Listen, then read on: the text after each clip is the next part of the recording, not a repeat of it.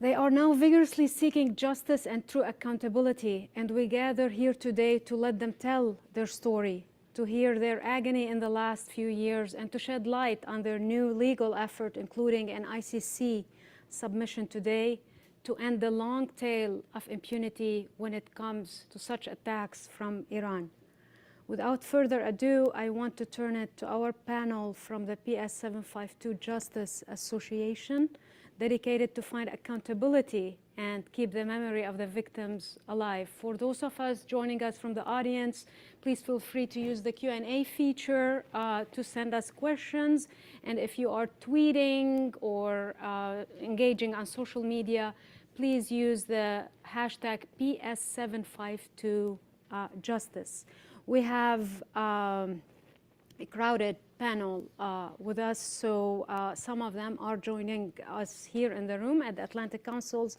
Others are joining us virtually. So I'm going to start with Amir to the far left with a question. I do want you to tell us what has it been like in the last 2.5 years. You lost your mother. How has it been in the pursuit of justice for what happened?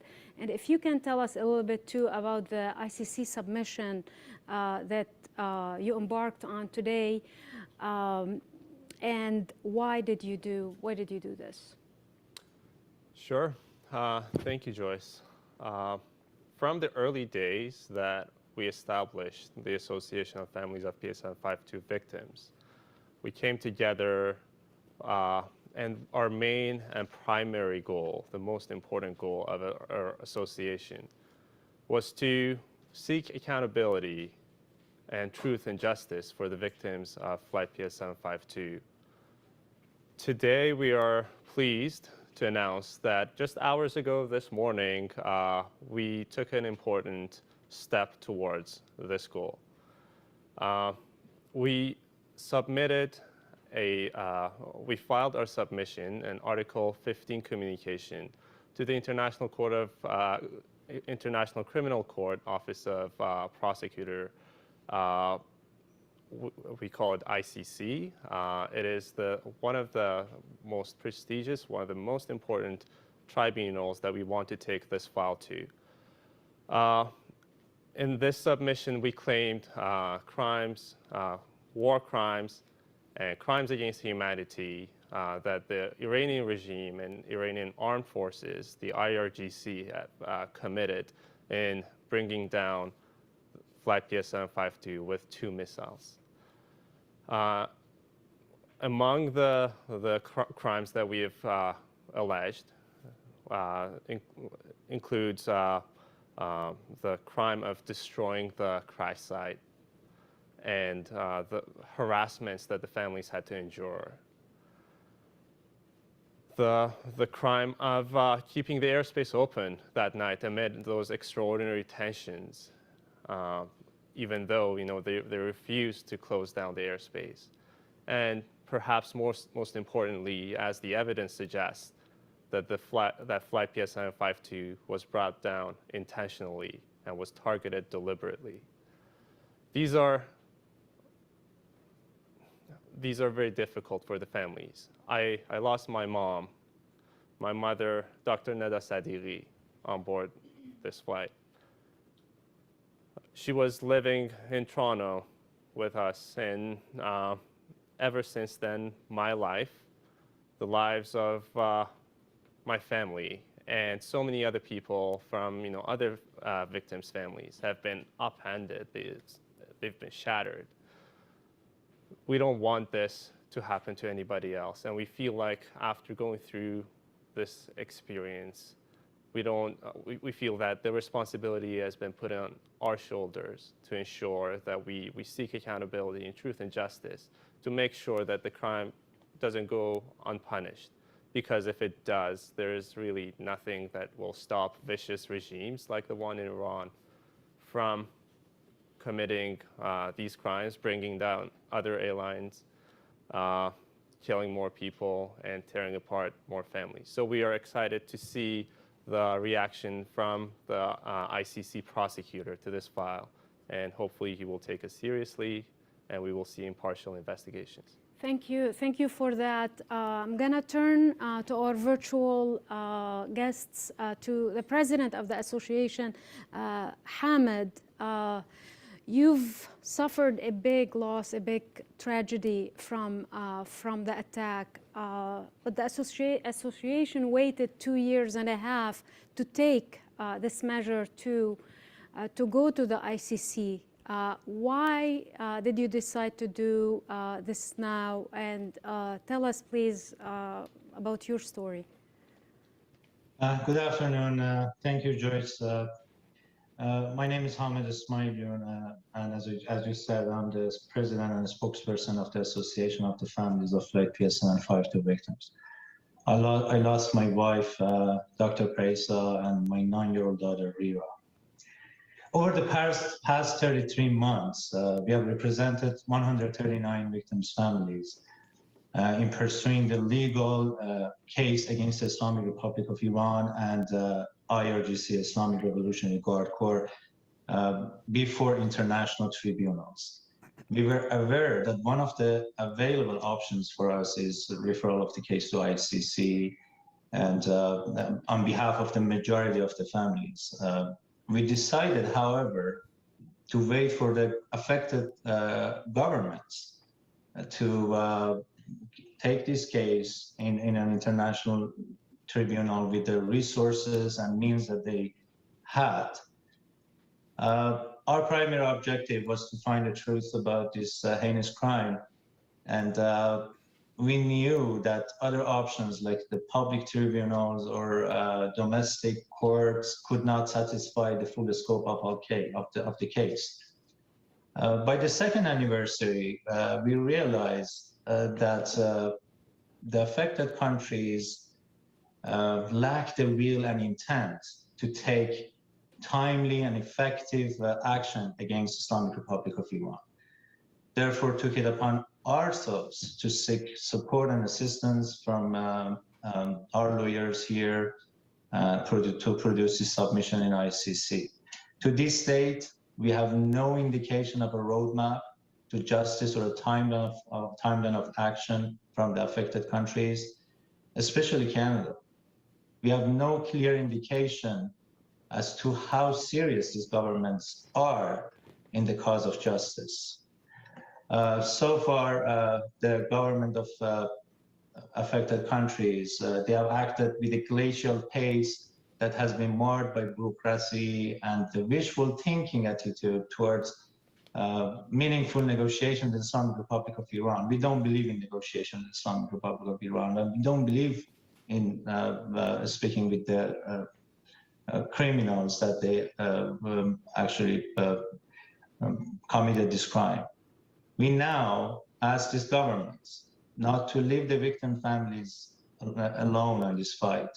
And with this new chapter of seeking justice and referral of the case to ICC, we expect them to join us in our pursuit of this legal case.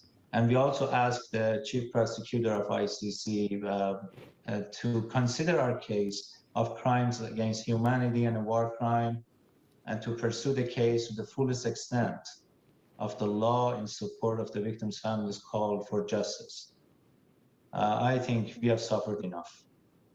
Thank you. Ashkan, I'm going to turn to you.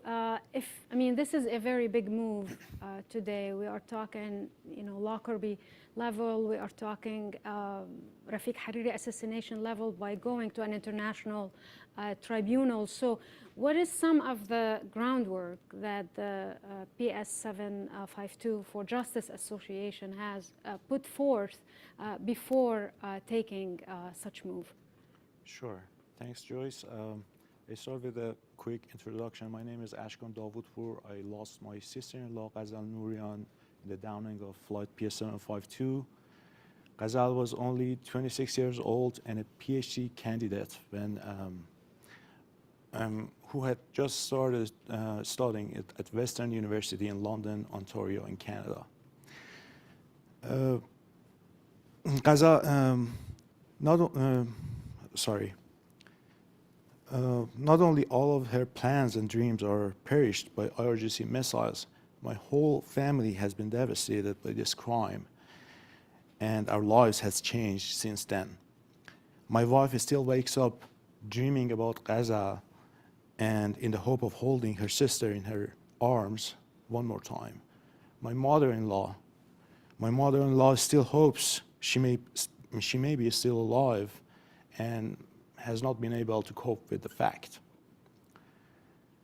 To answer your question, the fact-finding committee of the association started its work shortly after the formation of the Association of Families of PS752. We started collecting information and preserving evidence as best as we could when we saw the Iranian government had already done the opposite by actions like bulldozing the crash site or not releasing the contents of CVR, meaning cockpit voice recorder or the black boxes of the flight. And ultimately, we think they just did that to hide the truth and ultimately get away from it. We started getting experts' opinion from military and aviation experts who diligently and patiently supported our cause to this day in finding truth and seeking justice. Lack of impartial domestic investigation, as well as delays in performing a thorough examination by affected countries into what really happened on January 8, 2020, set aside what Iran claims, made us to proceed with publishing our findings in November 2021 in a comprehensive investigation analysis into the downing of Flight PS752, a report that was closely reviewed and fine-tuned by military and aviation experts, as well as legal experts whom we had the privilege to work with. In addition to portraying available facts surrounding the downing of PS752, it also shows multiple inconsistencies and contradictions within Iran's so-called final report, as well as public assertions from Iranian officials and their leaked audio files. All this clearly suggests Islamic Republic of Iran is not telling the truth. The association's report and its facts has been extensively used in drafting the ICC submission, which my other friends and legal advisors can further elaborate on. I hope I answered your question.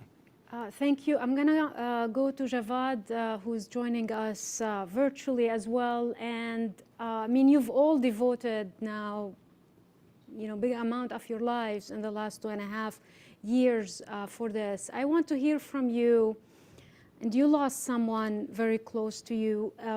How have your efforts to pursue justice been received, overall? Hi everyone, thank you, Joyce. My name is Javad Soleimani. I lost my wife, Elnaz Nabi, in the downing of PS752. Elnaz and I had lots of plans for our future after finishing our PhD study at University of Alberta, like having a baby, and now she's gone. And many of us still are in denial stage. We didn't get any closure. The Iranian government systematically lied about the downing of Flight PS752 for the first 3 days with IRGC missiles, and they bulldozed the crash site, they hijacked some funerals, they wrote down on coffins, "Congratulations on your martyrs," and for their propaganda. And over the past 2.5 years, there have been several cases of detention and arrest of PS752 victims. And in May 2021, the Human Rights Watch organization released a report showing that the harassment of families by the Iranian government has been systematic. And we are, in addition to mental torture, we are aware of some physical torture of families of PS752 victims by the Iranian government. Is this harassment happening in Canada and within Iran? Can you specify? Both of them inside Iran and even Canada. The investigator in charge of the PS752 called me in March 2020, shortly after the downing of Flight PS752, to remove my Instagram post criticizing the Iranian regime for the downing of Flight PS752.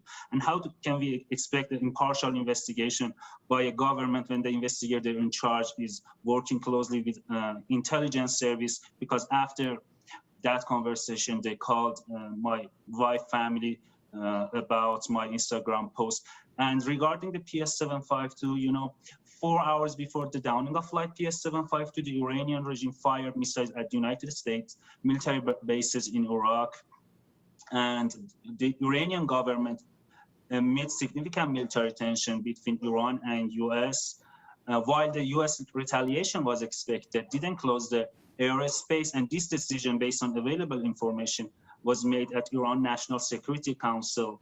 And furthermore, based on experts' opinion, other than physical damage as a result of the crash, some PS752 victims' electronic devices were subjected to systematic destruction by the Iranian government. And in May 2021, the Ontario Supreme Court ruled that the downing of Flight PS752 was intentional, an act of terrorism. The intentional act of keeping the airspace open, the technical capability of the air defense unit that shot down PS752, and the technical capability of Iran Air Defense Network System, and Iran misleading behavior and systematic destruction of existing evidence all suggest that the downing of Flight PS752 was intentional and couldn't be a horrific combination of some remote coincidence. And the onus actually was on Iran to prove that the downing of PS752 wasn't intentional, but they failed to do so. And without truth, there will be no justice. That's why we are here today for ICC submission. Bringing justice is not only about PS752 victims, it's about all of us. Justice is a common cause. And as long as there is no truth and justice for crimes like PS752, there is no guarantee that another civilian airliner won't be shot down by governments and militaries in the world. Thank you. Nawaz, I want to turn to you. You have lost your sister and your brother-in-law in the shoot down of the flight. It's been, I imagine, very long, 2.5 years, a little bit over. So can you tell us on the, personal and the emotional and just everyday level, what has it been to just see this delay happen and your efforts get stalled, whether it's with the Canadian government or the British government or others? Sure. Thank you, Joyce. Good afternoon. My name is Nawaz Ibrahim.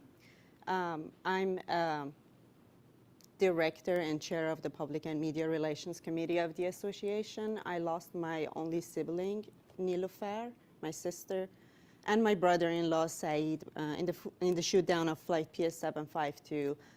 They were a newlywed couple, and their wedding was only 3 weeks before the shoot down, and on that doom night, they were returning to London, UK to just start their married lives together. Along with them, there were 3 other newlywed couples, 29 children, 1 unborn child, and 53 university students, and 8 entire families. Together, 176 innocent lives horrifically ended. Not only the loss has had an enormous impact on thousands of families, having to press for justice so hard while being harassed by the IRGC and the IRI regime. Among the families of victims, we have cases of physical torture, and even the peaceful protesters who demanded justice were detained and received very harsh sentences. This systematic harassments and delays have also had an enormous psychological impact on the families of victims. We have evidence that even the electronic devices of the victims were deliberately tampered after the fact with their memory cards removed. And these were the devices that had sentimental values to the families with the last memories and pictures in them. And among all, there was the mishandling and misidentifying the victim bodies. We have information that at least 3 of the families received the body parts that did not belong to their loved ones. And we don't know the exact number because not everyone did DNA analysis on the remains outside of Iran. That is why it is extremely important for us to hold Iran accountable for all the heinous crimes that they committed in the shoot-down of Flight PS752. And we really hope that the chief prosecutor of the ICC supports our submission. Thank you. Thank you for that. I'm going to go back to our virtual guests. Alborz, you've also suffered a devastating loss, your brother and your sister in the attack and the shoot-down. You have family in Iran, so if you can tell us how has this impacted those who are inside Iran still?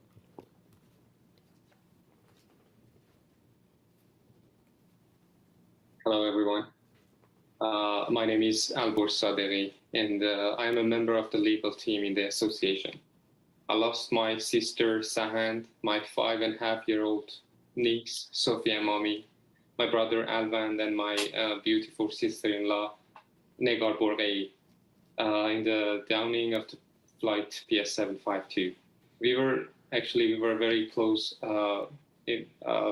tight relation with each other, and we were emotionally dependent on each other, and we had plans, of course, for our future lives, to get closer to each other and live together.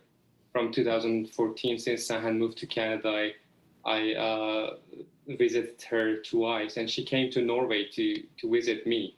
And we also gathered in Tehran for a couple of times, and the last time was during the New Year holiday of 2020. This tragedy had very huge impact on my family. My parents, actually, they're just living for fighting for truth and justice. In fact, all of the family of the victims are suffering from the impact of this disaster. Yet coming to a closure, there is no independent investigation is conducted. Actually, there is an ongoing investigation in Iran, which is held by the armed forces, who themselves are the perpetrators. The families of the victims believe that there is no intention and will to discover the truth, and the investigation is formality and confidential. The procedural law has no rule in this case. Harassment of the families victims was continued and continues by the means of threatening and creating terror. During the so-called trial, the trial was full of securities and forces to control and threaten the families. For example, on the 2nd anniversary, families were gathered on the crash site, and the authorities were flying with the helicopter over the people for more than 8 times in very low altitudes to scatter the mourners. Rather than providing ambulances, they just send water cannon trucks. We, the families of victims PS752, are seeking truth and justice to hold the Islamic Republic accountable for the vicious crime they've committed in the shooting down of the commercial plane with our 176 innocent loved ones. Thank you. Kurush, I'm gonna turn to you to tell us your story. And you know, some may look on the outside and say it's been 2.5 years. Why is this pursuit of justice so important? Why can't we just turn the page? So if you can touch a bit on that, why is this important for the families and to you, having gone through this experience? Yes, thank you, Joyce, for the question.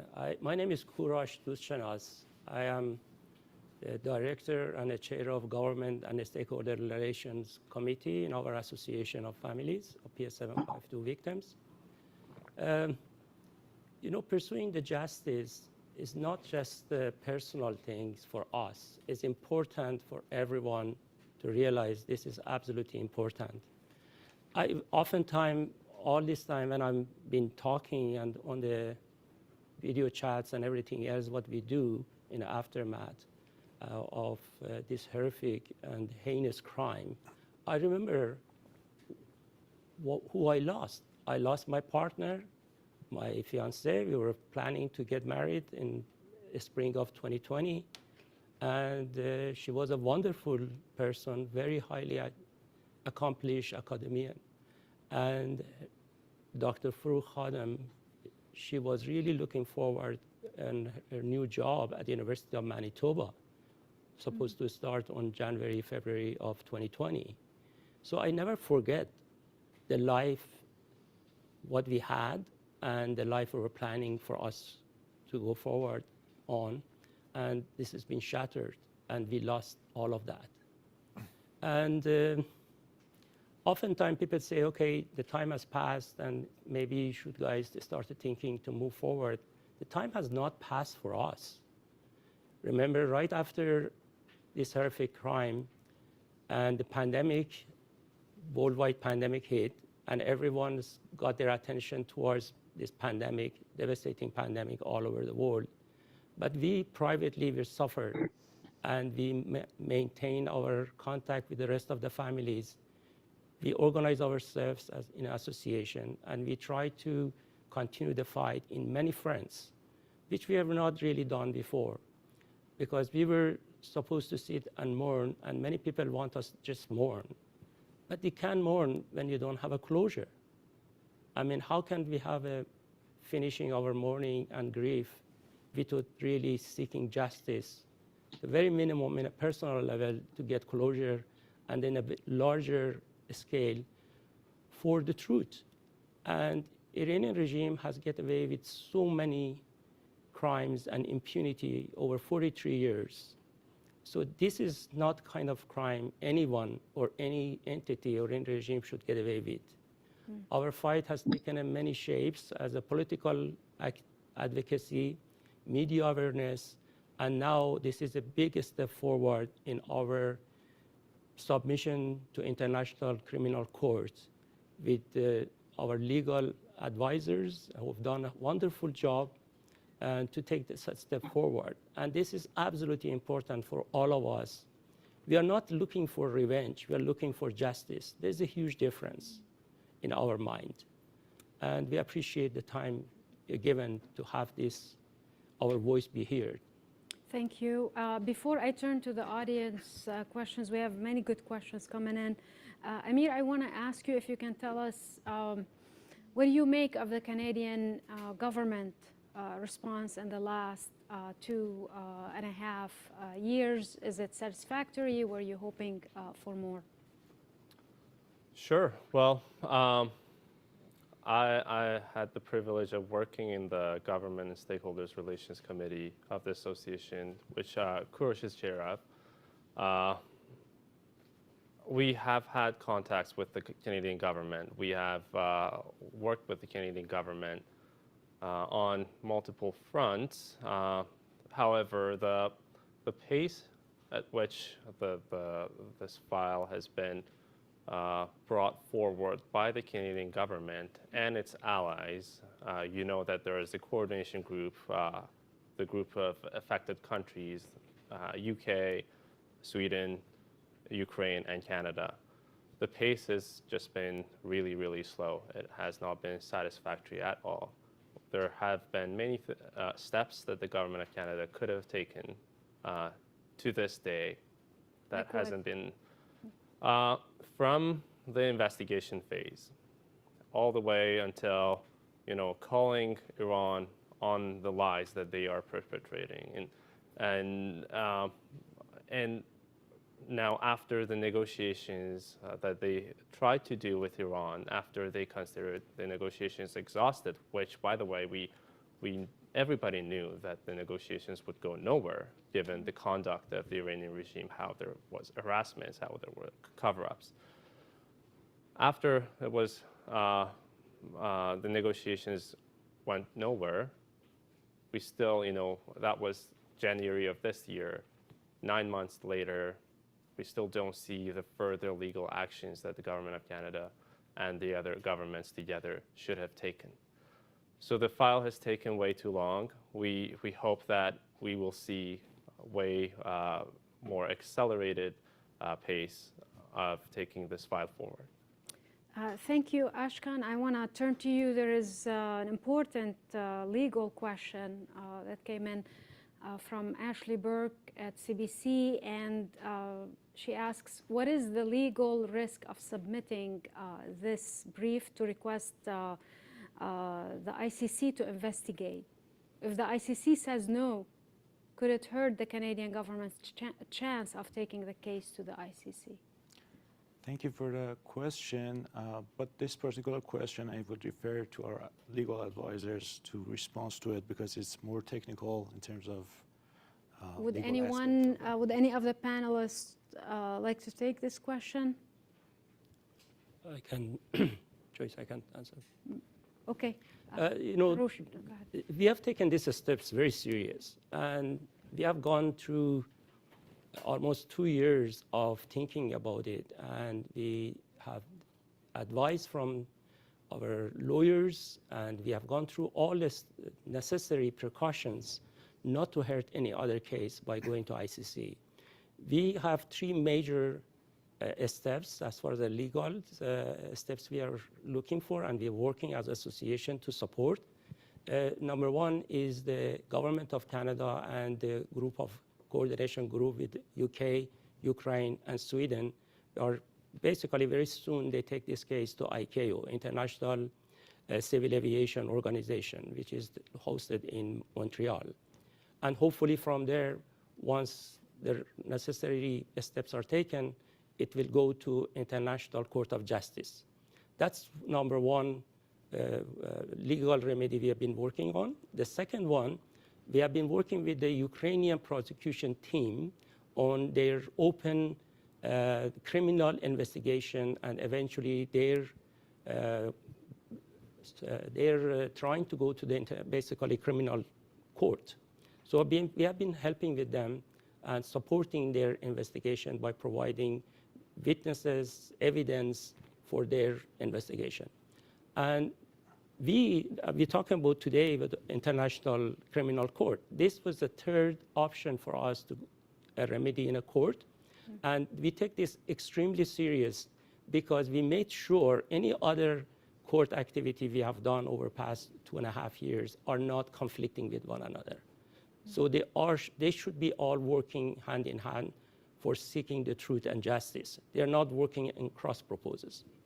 Thank you. I think this question maybe Hamid can answer it. It's from Samira Muhyiddin from CBC Radio, and she asks, as you approach the 1000th day of the downing on October 4, and given your extensive experience now on what it means to try and get accountability for your family members killed by Iran, what would you have done differently in your approach?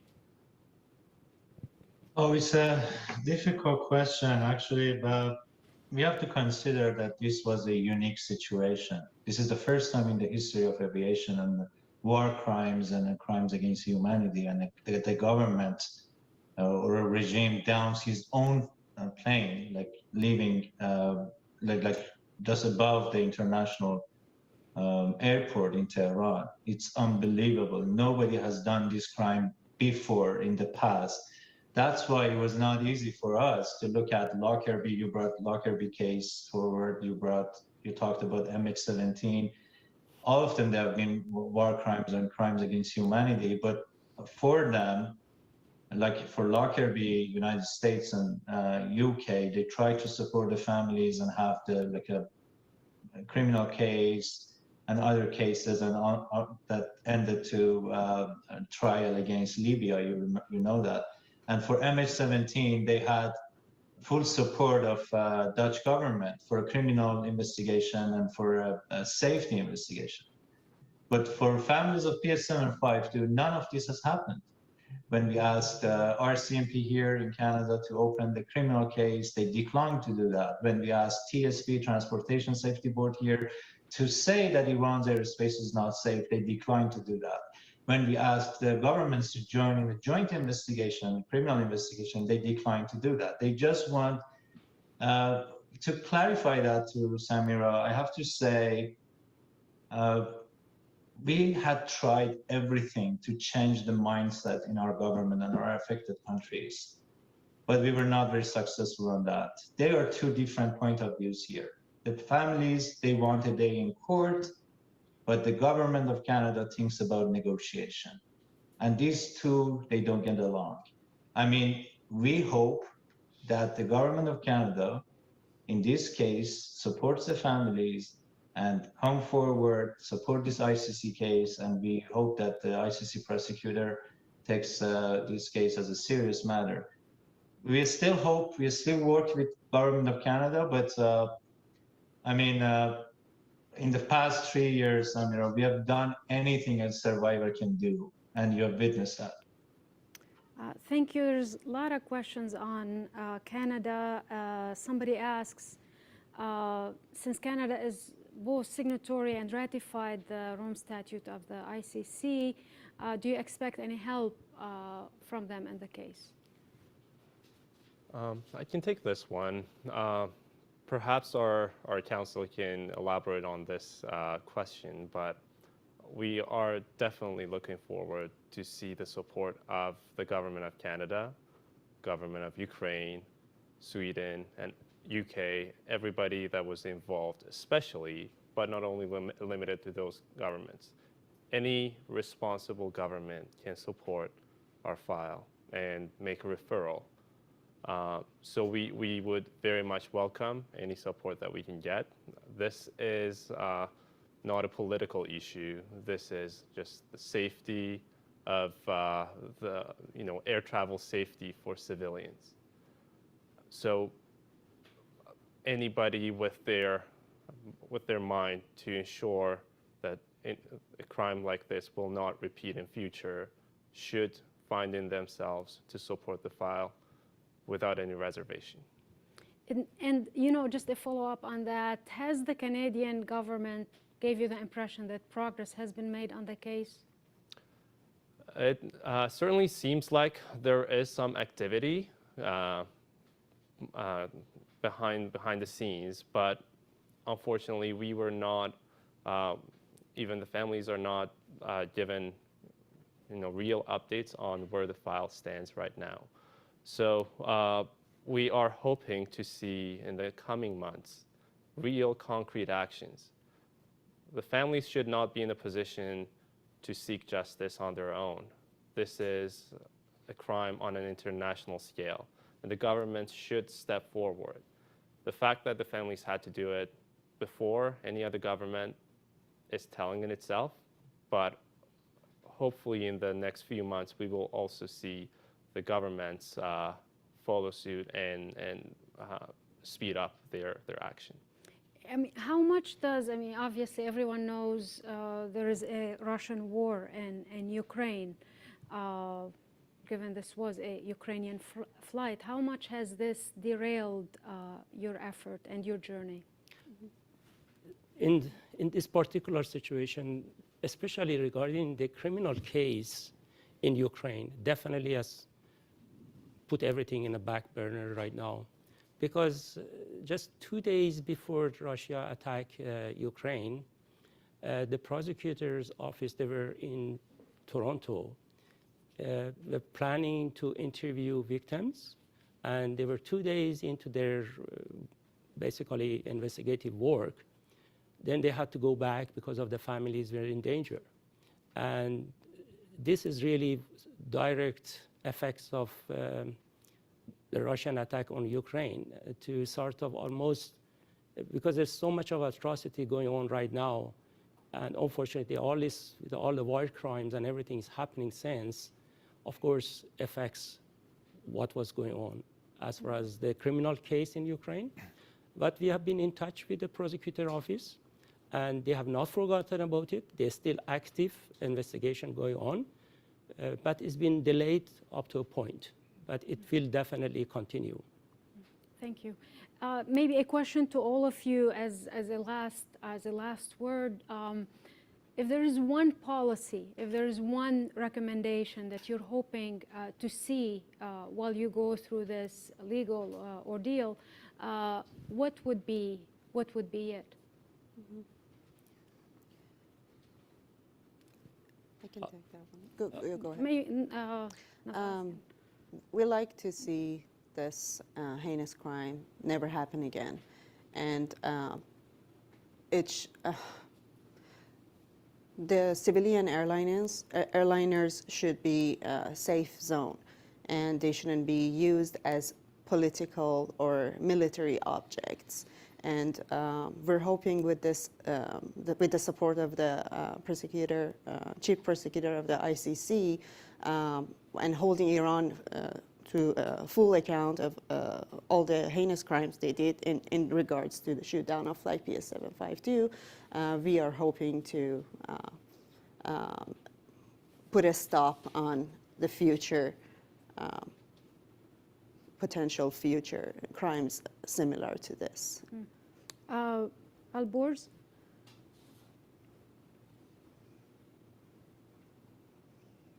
Yeah, as now was just stated, we would like to have Islamic Republic to be fully accountable for the crime they committed, and of course, as earlier Kurosh expressed, this is not revenge. This is something about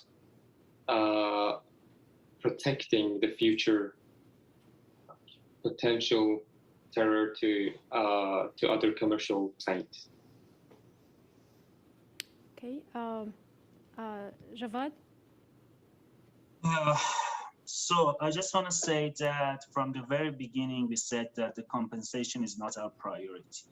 What we are doing here, families of PS752, is not a personal thing. What we are doing is for the safety of all of us. And as I told you earlier today, as long as there is no truth and justice for these heinous crimes like PS752, there is no guarantee that a similar heinous crime not going to happen again. And the Iranian government from the beginning tried to close the case by giving compensation to families, but the majority of families refused compensation, and we keep fighting for getting truth and eventually justice.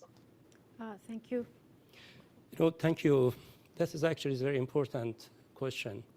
The fact is, right in the aftermath of this basically tragedy and heinous crime, which we lost our loved ones, we started turning our attention. How can we do anything we can to stop anything like that happening in the future? One of the things we realized, and in our conversation with the Transport Department Ministry in Canada, we found out the NOTAM has been like a notice to basically airlines. It's called NOTAM. It was issued on that particular night. And that was only went to the governments, some governments, and the airlines. But the public, the passengers were really getting into this kind of flights on this situation, a war type of situation. We had no notice of what's happening. Because if the NOTAM was sent, like a notice to flyers or to airmen, was sent to the public, also the flying public, they can decide for themselves and assess what kind of a risk they're facing by getting in that flight. So that is number one, what we have been working. And Canada has an initiative, it's called Safer Sky Initiative, which they try to get support in international bodies, including ICAO, to have this implemented. And secondly, we found out ICAO, which is International Civil Aviation Organization and one of the United Nations main organization, to guarantee the safeties of civilian airlines flights, it's been so bureaucratic and it's been so mired in political influence peddling. They haven't even get to talk about the condemning shooting down a civil airlines. And we want to make sure we see the changes in this body to do their job, to basically be effective in condemning the shooting down the civil airliner, and secondly, demand, like a country like Iran, to respect their international obligations. They simply get away with all of that without any problem so far. There is no impunity. Absolutely, they have done everything and broke every law. So we want to make change in that level. Protections. Ashkan? If I want to add to what my friend said, I would call for an impartial investigation. I think what's missing here is an impartial investigation, and by that I mean a thorough investigation, but not just relying on Iran's scenario and what they are claiming, but doing a comprehensive, detailed investigation into the downing of this flight. I think that would, and then if the prosecutor accepts this case, I mean, you can just go through the details that we have provided in our report and just look into it and just judge. And we deserve the questions that we have raised in that report. And yeah, that would be what I would add. I want to go to Hamid and then end with Amir on this same question. Thank you very much for this press conference, first of all. And then I have to say, in a perfect world, the high officials of Iran should be behind the bars. Right, the day after this happened, they should have been arrested, all of them. But this never happened. And most of them, they came to the national TV as a hero for downing Flight PS752. I think that's this duty falls on the shoulders of the international organizations and the governments to set PS752 as an example to the world, that nobody dares to do that again. Kurish talked about ICAO. ICAO should forget neutrality about this case. They should not treat Canada and Iran in the same level. ICAO should have acted on behalf of for the safety of the skies, but we just learned that in the General Assembly that they have in 10 days in Montreal, PS752 is not on the agenda. So bureaucratic, and we don't see any understanding from these big organizations that 80 years ago, they established this organization to not see that happens again. But this is happening. And we just urge all of them to support the families and don't leave them alone on this lonely fight for justice. Thank you very much. Thank you. Amir, very quickly.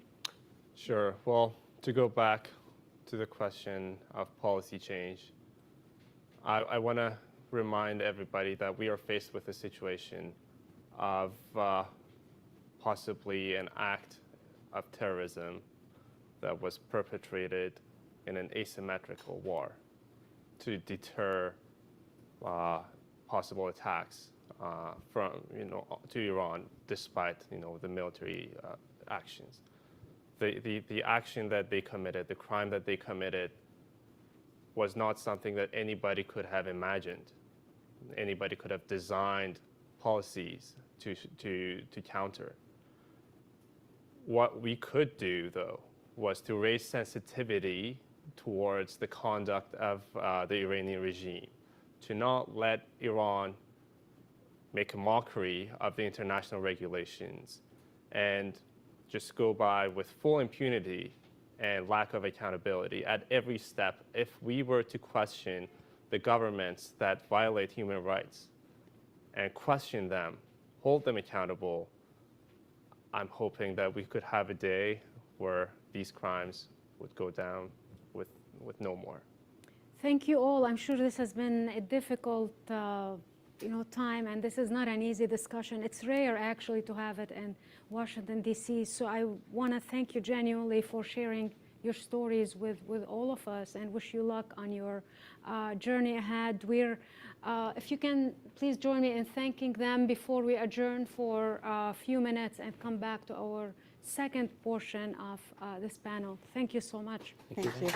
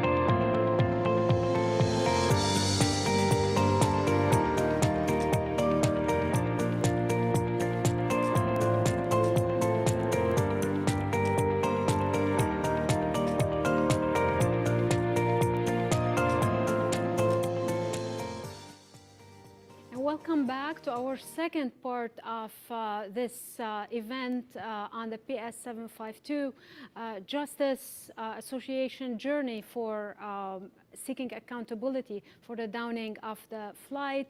This portion will focus on the legal efforts with an ICC submission that was made today.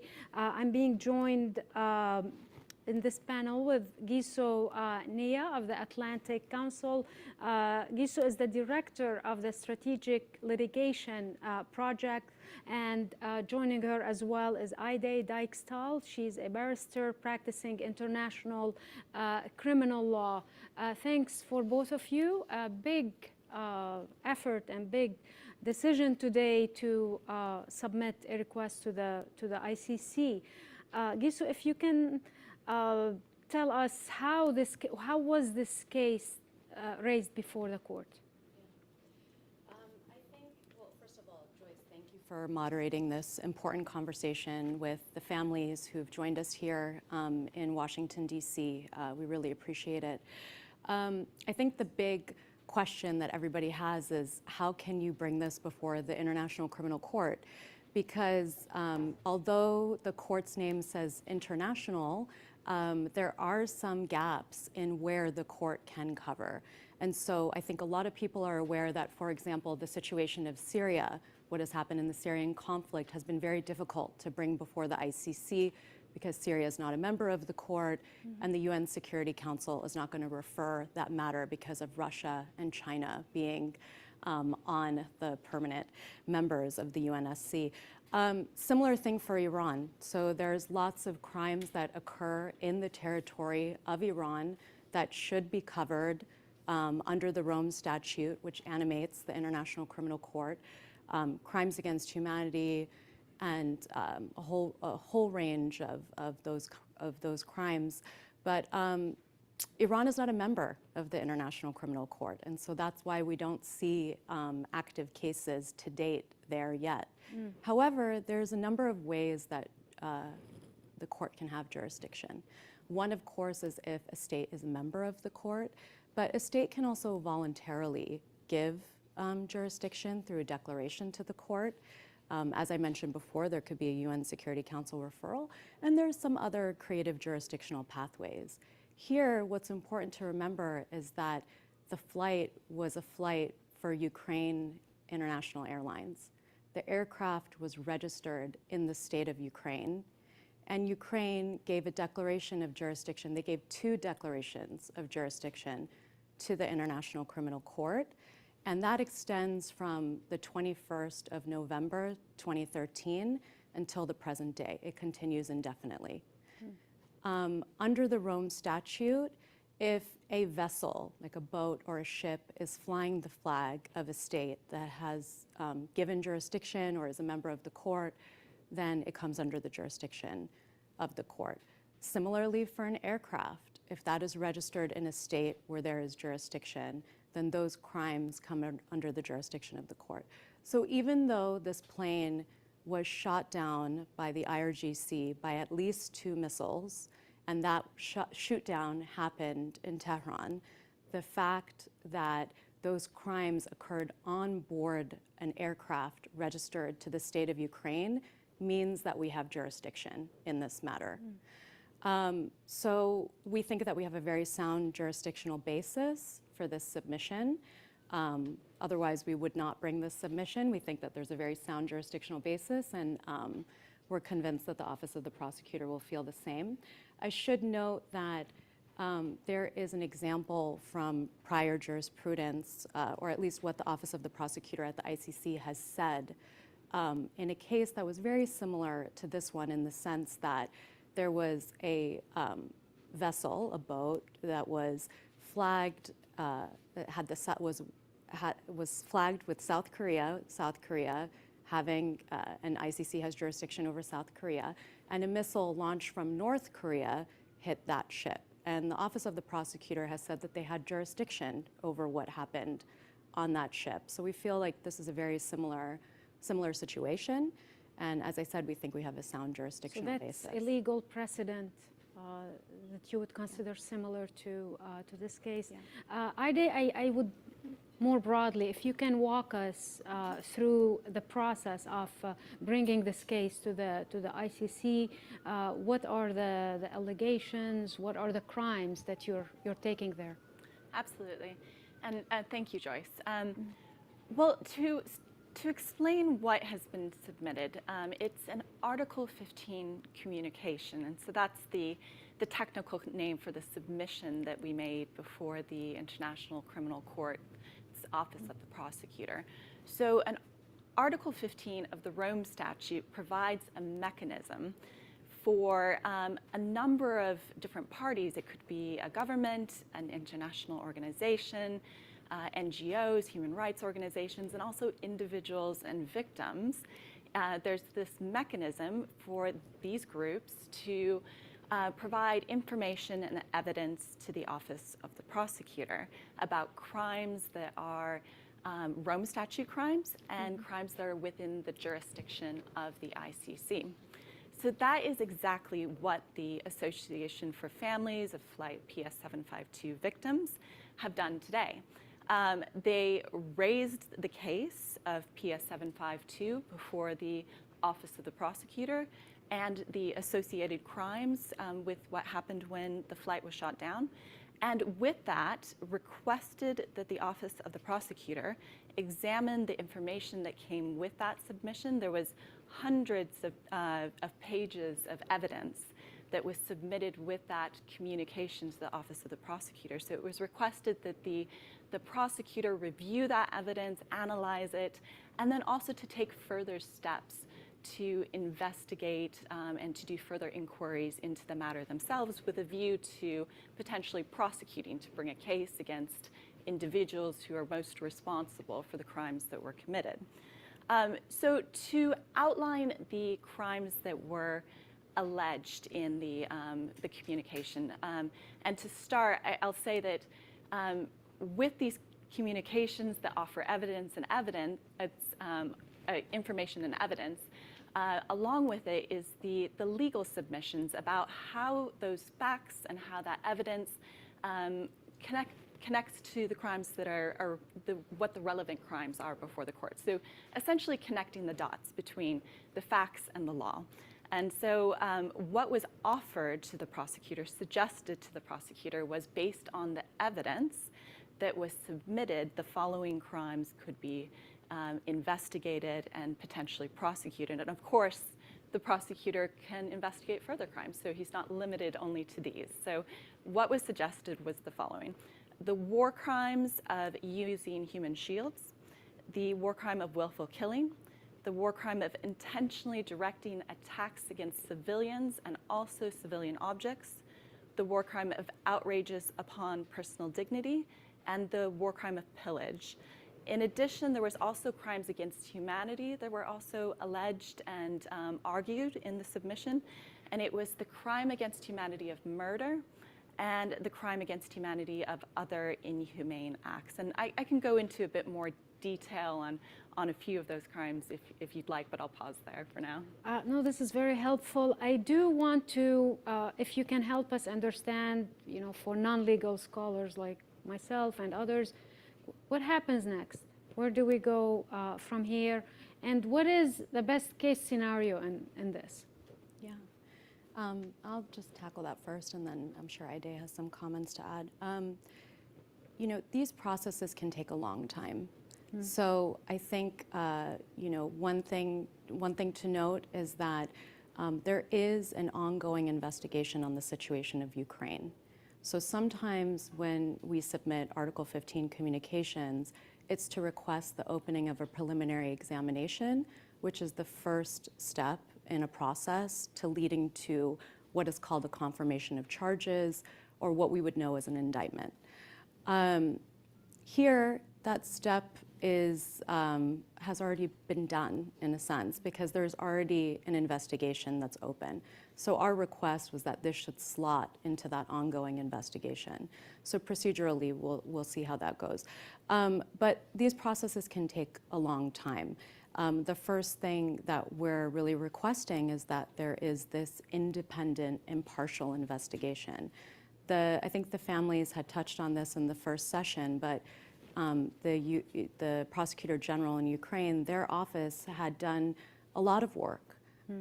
They were I think they were one of the only countries, if the only country, that had opened up a domestic criminal investigation into this matter, and they were very committed to that. Obviously, with the very tragic events that have happened beginning in mid-February with Russia's full-scale invasion of Ukraine, that makes things more logistically difficult.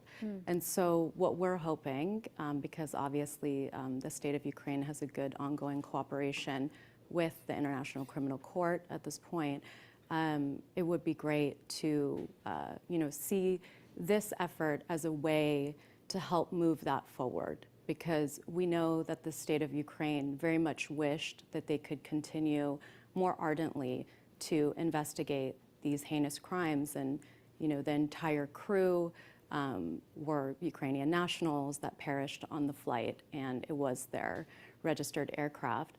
And so we really see this as a way to move that along. So an investigation and what I'm hearing you saying is that the investigation that Iran did, you don't take that as credible. I think the issue is that Iran does not have an independent judiciary. The judiciary is very much controlled by the Islamic Revolutionary Guard Corps. That is the same entity that shot the plane down. So it would be very hard to see how such an investigation would be independent. Of course, what we hope as lawyers is always that these things can be handled domestically, and that states will step up and hold bad actors accountable. But what we've seen here is that no high-level officials, none of the people that made the decision to keep the airspace open that night, none of the people that at the high level decided to shoot the plane down have been held accountable. There has not even been an investigation into them. And instead, there are a number of individuals whom no one is familiar with and who are lower level folks, if they're even affiliated at all, who are being put forward as essentially what would be scapegoats. So we do believe that any sort of criminal investigation has to happen from an independent, impartial body. That could be, it could be domestically in a state like Ukraine, or it could happen at the International Criminal Court. Also, all the states that had nationals on the plane, many of them are members of the ICC, and they can definitely support in this process. And what is the best case scenario out of this, Ida? Absolutely. I mean, just to follow on from what Yisu said, it's important to remember that the ICC is a court that is centered around complementarity. So it is meant to be complementary to domestic procedures. So what we would like to see is that there is movement within the Office of the Prosecutor at the ICC to move this case forward, to thoroughly examine all of the evidence that's been submitted, and to move forward with their own inquiries, but to also work with those national governments. So whether it be Ukraine or Canada, Sweden, the UK, or any other government that is interested in finding justice for these victims, that it's a complementary process that is not exclusive to one court or another, or international versus domestic. We'd like to see that move forward. It's been over 2 years, and so a best case scenario is that things move and move more quickly. Of course, we are acknowledging the reality that the process at the ICC moves slowly. That's something that is not exceptional to this case in particular, and we need to remember that it's going to take some time. It Years with, or decades? What were we talking? What is very typical at the ICC is we are looking at years of moving things forward. Whether it's not in just one part of the case. It could be years for investigation, then to prosecution, to trial. We'd love to see it go to those stages. So it does take time, but we must remember that the Office of the Prosecutor has to review hundreds of thousands of pages of documents. They are doing this at the same time that they're analyzing incoming information about the current conflict in Ukraine. So what we do want is to make sure that what the prosecution does is thorough. We don't want a rushed investigation. We want to make sure that it's thorough and genuine and looks at, as a priority, ascertaining the truth. So seeing indications that it's moving forward in that manner is really a goal. I want to urge you, if you're in the audience and have a question, please use our Q&A feature. But another question to you, how does this compare when we, if you want to compare it to what happened with the Lockerbie case or, the Malaysian airline that was shot over Ukraine? Are these sound parallels or not really? You know what's interesting, and it doesn't relate necessarily to the matter that we've been instructed on, but it does relate to the handling of different incidents. With the MH17 incident, the ICAO, the International Civil Aviation Organization, condemned what happened there. The ICAO never condemned what happened to PS752, even though it was shot down by at least 2 missiles. And so I think there are other steps outside of legal processes that also need to be taken to acknowledge the gravity of what happened here. But yeah, the ICAO has to this day not condemned what happened with PS752, but they condemned MH17. They also condemned Lukashenko grounding the Ryanair flight to arrest a Belarusian dissident. But they didn't condemn this. How do you explain that?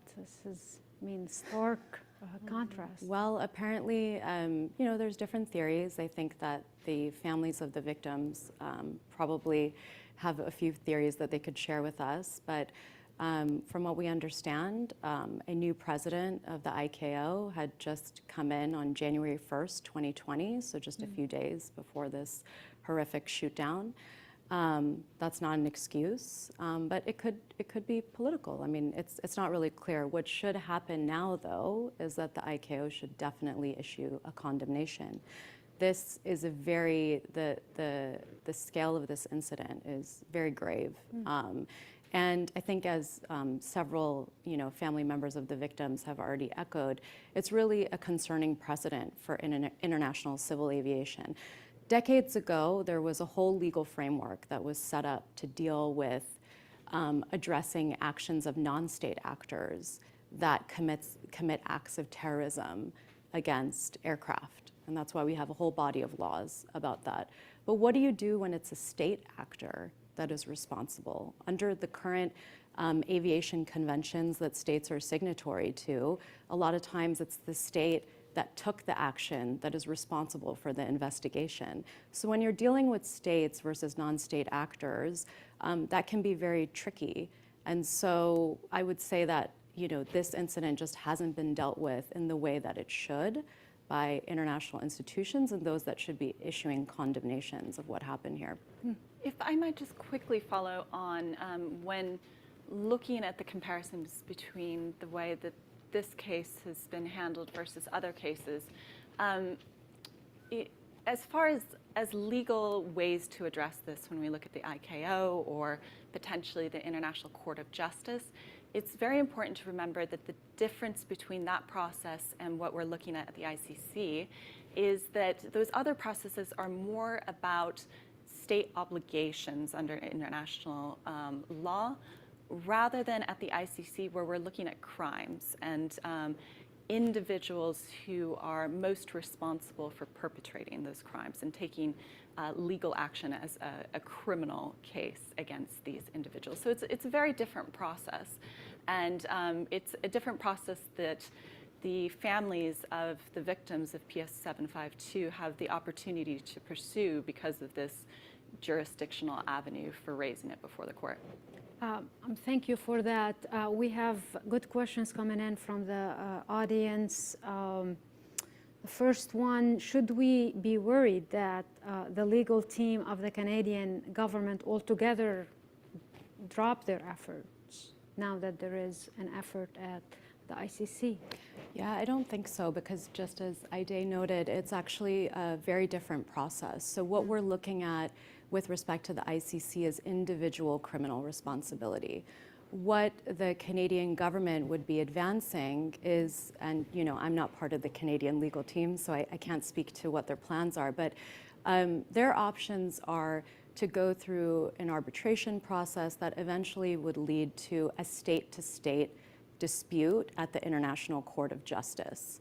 There's other options that they can take, of course, including a domestic criminal investigation, which from what I understand, RCMP in Canada has not done. But we're looking at individual criminal responsibilities, so these processes can actually be very complementary, and they're not at odds with one another. And anything you want to add? Oh, just to say that even though the Canadian process that's being looked at with the government of Canada is something that's quite different to what is available at the ICC, what the association would really like to see is that the Canadian government support, and also other governments as well, support the process at the ICC. They do not have to get actively involved. They do not need to refer it in order for the case to go forward. We should be clear about that.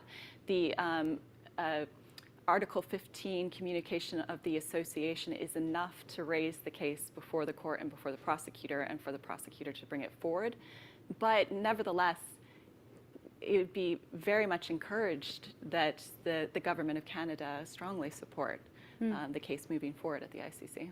And I mean, another question is, some draw comparisons to the U.S. downing of the Iran Air Flight 655 over the Persian Gulf during the 1980s. Can you explain why this is different? I don't think I can really speak to that particular incident, because that's not the subject of this submission, and not super relevant to the discussion. But what we would say is that any sort of downing of a civilian aircraft, when it's intentional, like we have information that suggests that here, or when the civilian airspace was kept open purposely to repel military attacks, is of a certain level of gravity. It reaches the level of war crimes, potential crimes against humanity. I think with other instances of downing of aircraft, sometimes there are different reasons for why that happens. But here we're very focused on the criminal aspect of it. And so that's what this submission is looking at. Somebody is asking from the audience that, given that the U.S. is helping with the MH17 investigation, are you expecting anything similar now? Well, the U.S. Did not have nationals on this flight. So the U.S. government is not who we're going to for support here. As I think the family members of the victims so eloquently put, this is a matter that every state that cares about the rights of the victims and those that have been left behind, and about the safety of international civil aviation, should really be in support of. But as I said, the U.S. is not a member of the ICC, so we wouldn't be looking for a referral from them either. But they also, they had no nationals on board.